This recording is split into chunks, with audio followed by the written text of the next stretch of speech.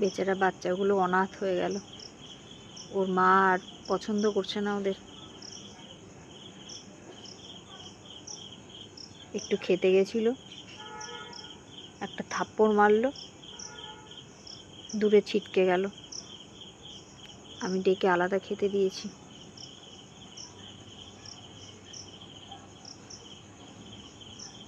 খা। এখন নিজেদেরই ওদের বাঁচতে হবে। মা ছেড়ে দিলেই বাচ্চাগুলো মরে যায়। এখানে প্রচুর ওই ভামবিড়ালের উৎপাত আছে।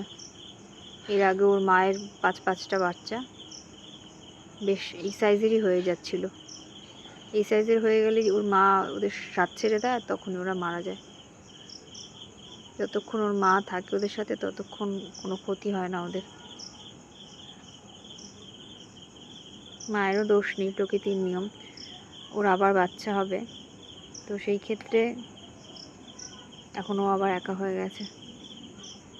প্রত্যেকবারই এইরকম হচ্ছে।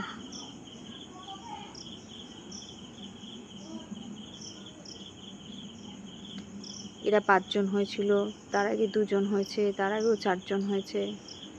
এরা 5 জন হয়েছিল, এখন 2 জন আছে।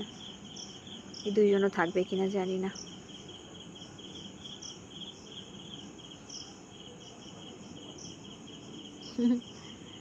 খাওয়া হয়ে গেছে, যাও শুয়ে পড়ো গিয়ে, যাও। যেতে ভয় পাচ্ছে, মার কাছে যেতে ভয় পাচ্ছে।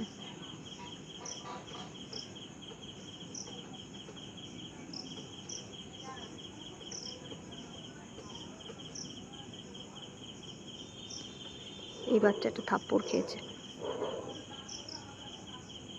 খেয়ে যে যা চলে যাও, আমিও চলে যাচ্ছি, অনেক রাত হয়েছে।